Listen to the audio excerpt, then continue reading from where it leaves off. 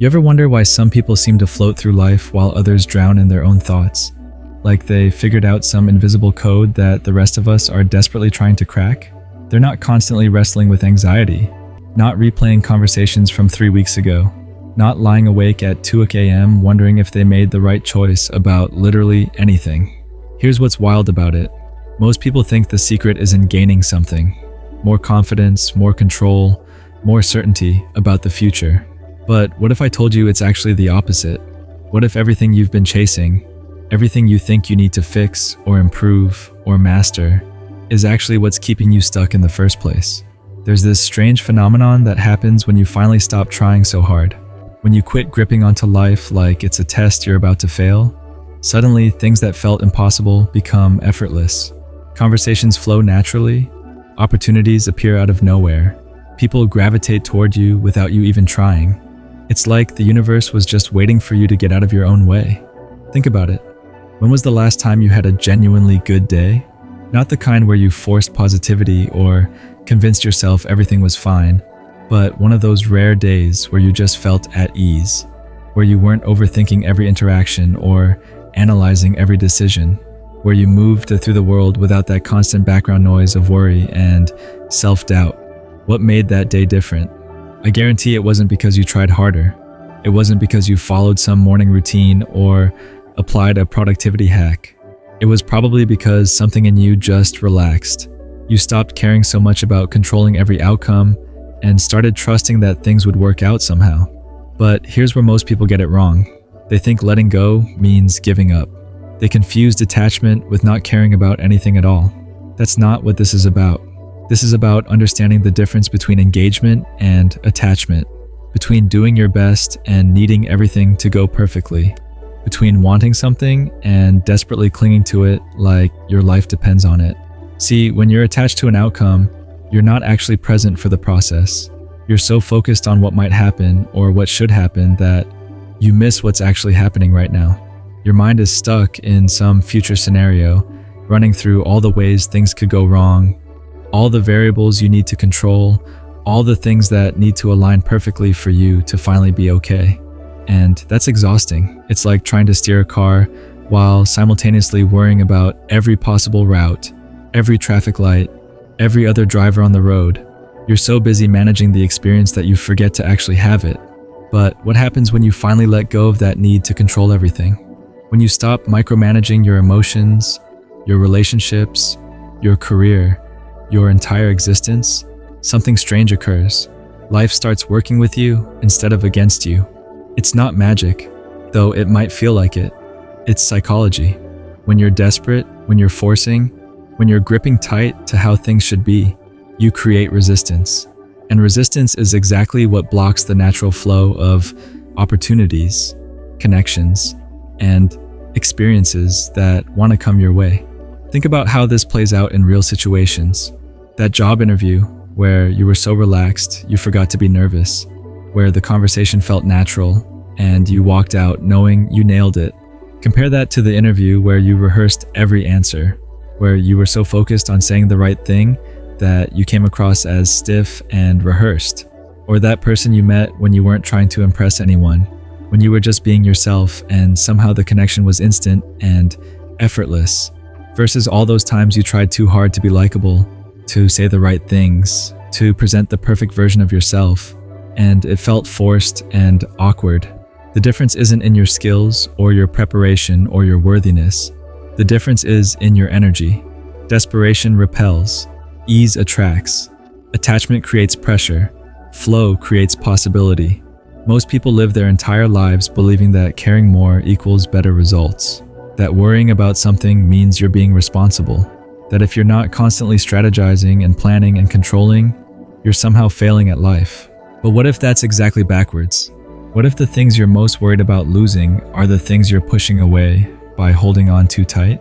What if the goals that feel impossible are only impossible because you've made them so heavy with expectation and need?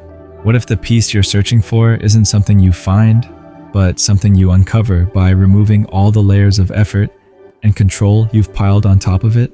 Here's what nobody tells you about letting go. It doesn't mean you stop caring. It doesn't mean you become passive or indifferent. or check out from your life. It means you start caring in a different way. Instead of caring from fear, you care from love. Instead of caring from scarcity, you care from abundance. Instead of caring from attachment, you care from freedom. When you let go, you're not giving up on your dreams. You're giving them space to breathe. You're not abandoning your relationships. You're allowing them to exist without the weight of your expectations. You're not becoming irresponsible. You're becoming responsive instead of reactive. And here's where it gets really interesting. The moment you stop needing something to happen, you create space for something even better to emerge. When you're not locked into one specific outcome, you become open to possibilities you never even considered. When you're not forcing a particular path, you notice doors that were always there, but that you were too focused to see. This applies to everything. Money flows easier when you're not desperate for it. Love appears when you're not chasing it. Success comes when you're focused on the work instead of the results. Peace arrives when you stop fighting for it. But most people never experience this because they were terrified of letting go.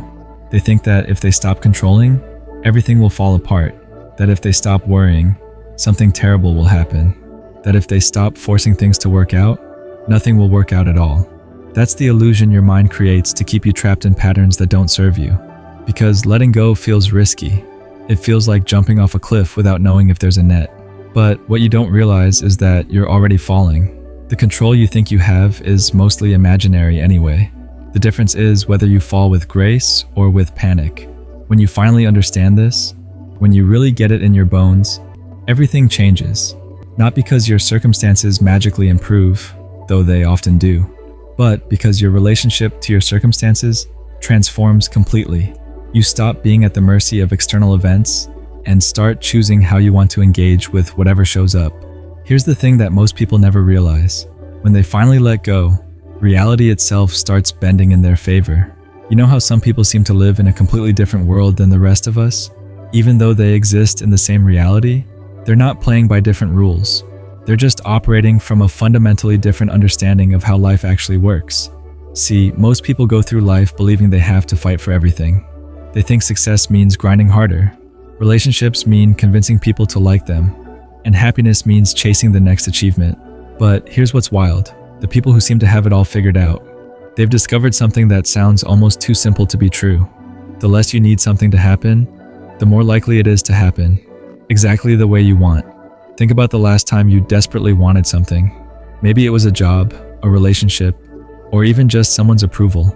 You probably obsessed over it, analyzed every detail, tried to control every variable. And what happened? It either didn't work out, or it did, but felt forced and unnatural. Now, compare that to something that just fell into your lap when you weren't even looking for it. The opportunity that came out of nowhere. The person who entered your life when you weren't seeking anyone. The breakthrough that happened when you had completely stopped trying. That's not coincidence. That's the universe responding to your energy. When you're desperate, you're operating from fear and scarcity. When you're relaxed and detached, you're operating from trust and abundance. And here's the kicker. People, opportunities, and even circumstances are naturally drawn to that second energy. Ever notice how the most magnetic people in any room aren't the ones trying the hardest to get attention? They're the ones who seem completely comfortable with themselves, who don't need anything from anyone else. That energy is so rare in a world full of people seeking validation that it becomes irresistible. It's like being the only person at a party who isn't desperately trying to network.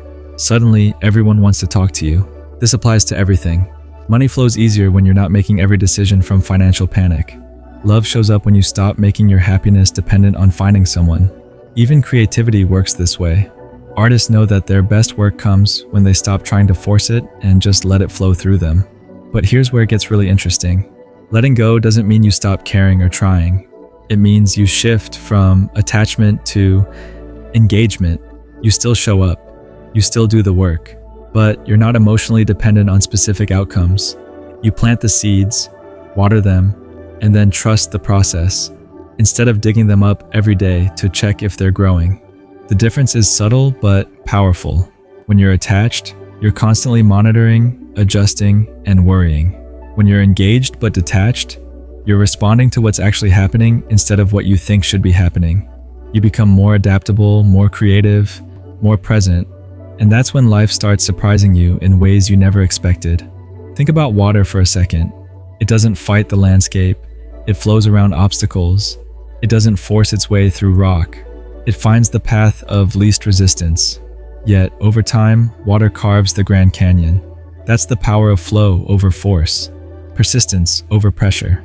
Most people live like they're trying to punch through a brick wall when they could just walk around it.